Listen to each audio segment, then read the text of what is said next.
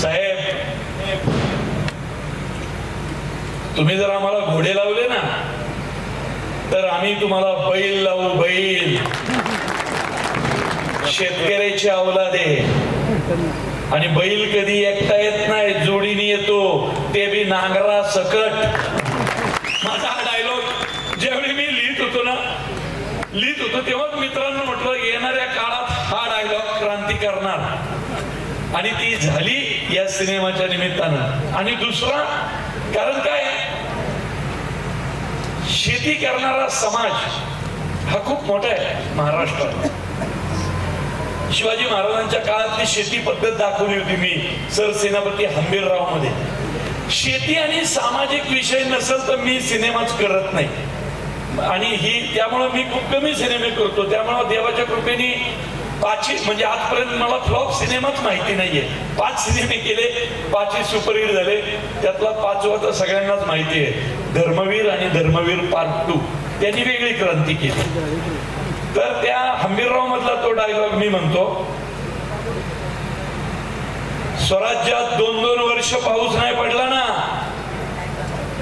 स्वराज्यात 2-2 वर्ष पाऊस नाही पडला तरी थंडीच्या दवावर ज्वारी बाजरी काढणारी जाते आपली. परिस्थिती जेवढी बिकट, मराठा तेवढाच तिखट. लोकनाट्य तमाशा किंवा लोकनाट्य महोत्सव तसे कमी होत चालले. अशा परिस्थितीत बेल्ले लोकनाट्य तमाशा ही एक नवी ओळख आमच्या तमाशा कलावंतांना तुम्ही करून देताय, ही खूप मोठी गोष्ट आहे. कारण आम्ही जरी आज सेलिब्रिटी म्हणजे सेलिब्रिटी म्हणायला असतं, तसं मी स्वतःला शेतकरीच समजतो. सगळ्यांना माहिती आहे की 6 महिने वर्षातले 6 महिनेच मी फक्त काम करतो, बाकी 6 महिने मी शेती करतो गावाला जाऊन. मुळशी तालुका म्हणजे मुळशी तालुक्याचा आहे मी. तर आमच्या तालुक्याची ओळख आजही शेतीच आहे. त्यामुळं माझं MBA पण मास्टर इन बिझनेस मॅनेजमेंट हे शेतीमध्येच झालेलं आहे. जसं मी आता त्यांना म्हणालो की पेरिशेबल प्रोडक्ट एक्सपोर्ट इम्पोर्ट करण्याचं काम, त्याचं जे शिक्षण असतं ते मी घेतलेलं आहे. मग मी वकिली केली. सिनेमा आवड म्हणून आलो आणि आता तो मुख्य व्यवसाय पण झालाय. माझ्या बायकोचं वर्णन केलं त्यांनी. ती माझ्यापेक्षा खूप खरं तर चांगली लेखिका दिग्दर्शिका आहे. तिचा आता फुलवंती नावाचा सिनेमा तिने लिहिलेला आणि दिग्दर्शित केलेला. खरं तर तमाशा कलावंतांवर आहे, म्हणजे लावणीवरती तो सिनेमा आहे. आणि एकापेक्षा एक नव्या दर्जेदार लावणी त्या सिनेमा आहेत. त्या लावणी सुद्धा तिने लिहिल्या. त्यामुळं अशा ज्यावेळी ठिकाणी येतो त्यावेळी आम्हाला जास्त समृद्ध झाल्यासारखं वाटतं, कारण नवी माणसं दिसतात. आता इथं बघा ना, डोक्यावर वारकरी टोपी असलेली ची संख्या जास्त आहे. माझ्या वडिलांच्या सुद्धा डोक्यावरची टोपी मी खाली पाहिलीच नाही कधी. झोपतानाच फक्त काढतात आणि बाजूला ठेवतात. त्यामुळं ही टोपी जोपर्यंत या डोक्यावर आहे तोपर्यंत महाराष्ट्राची खरी ओळख राहणार आहे. त्यामुळं येणाऱ्या पिढ्या सुद्धा ही टोपी डोक्यावर राबवतील आणि मिरवतील याच्यामध्ये शंका नाही. त्यामुळं माझे अनेक सिनेमे प्रसिद्ध झाले, पण मुळशी पॅटर्न हा माझा आवडता सिनेमा काय आहे, कारण मी तो माझ्या वडिलांच्या प्रेरणेमुळे लिहिला. आमच्या मुळशी तालुक्याची परिस्थिती मधल्या काळात खूप बिकट झाली. डेव्हलपमेंट आमच्या तालुक्यात आली. तालुक्यातल्या लोकांनी जमिनी विकल्या, कवडी मोलाच्या भावाने विकल्या. मग तालुक्यात नंतर रिकाम टेकडी पोरं वाढली, त्यातूनच गुन्हेगारी वाढली. आणि मग कुणीतरी तालुक्याचा प्रश्न मांडण्याची गरज होती, म्हणून माझ्या वडिलांच्या सांगण्यावरून मी मुळशी पॅटर्न केला. अनेक डायलॉग त्यातले फेमस झाले, पण जो सगळ्यात मला आवडणारा डायलॉग होता तो म्हणजे शेती इकायची नसते, शेती राखायची असते. आणि याचं अनुकरण सगळ्या महाराष्ट्रात झालं. एखादा सिनेमा किती क्रांती करू शकतो. अनेक त्या सिनेमानंतर अनेक शेतकऱ्यांनी व्यवहार केलेले अर्धवट थांबवले. बाबा तुझे पैसे परत घे, माझी कागदपत्र दे, मी ती शेती तशी पडून राहिली तरी ठेवील. आज नाही, मला कसायला जमत नाही, पण माझ्या पुढच्या पिढीत कुणीतरी येईल जो आमच्या 7 पिढ्यांनी राखलेली शेती अजून जोमानं पुढे नेईल. जे मी नेहमी सांगतो, येणारा काळ हा शेतकऱ्यांचा आहे, माझ्यावर विश्वास ठेवा.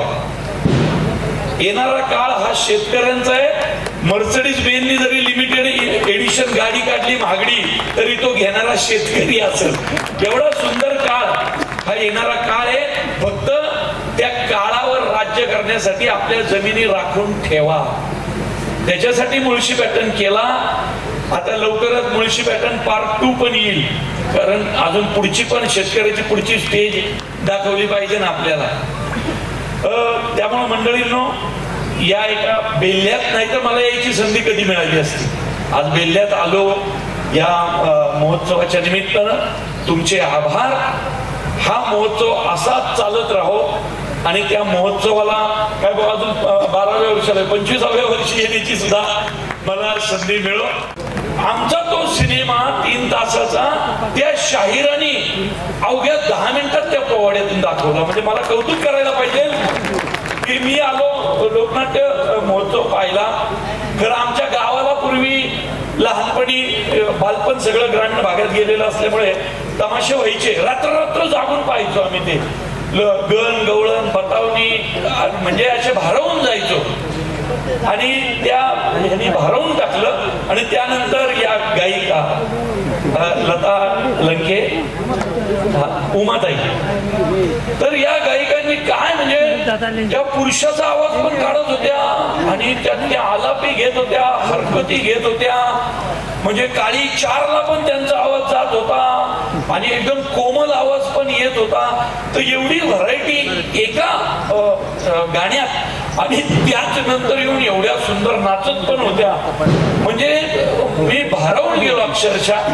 तर एवढी सुंदर गायकी, एका बाजूला शायरी आणि दुसऱ्या बाजूला यांचा अंदाज हा भारावून टाकणारा होता. तो एकाच व्यासपीठावर पाहण्याची संधी पाटील साहेब मला दिली. शेजारी आमच्या जेलर बसले होते. मुळशी पॅटर्न मध्ये मी जेल दाखवलं होतं. त्यांना म्हटलं मी फक्त त्या सिनेमात गुन्हेगार होतो, खरा मी वकील आहे. मग त्यांच्या शेजारी बसलो. तर त्यामुळं आमच्या गावाला एक असतं की पैलवानकी आमच्या रक्तात आहे. आम्ही एकतर पैलवान असतो. जसं 2 वर्ष कंपल्सरी मी कोल्हापूरला होतो. पैलवानकी करायची कंपल्सरी.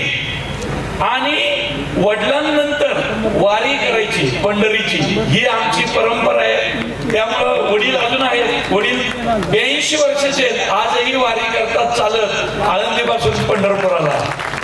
त्यामुळं वडिलांनंतर ती वारी सांभाळायची.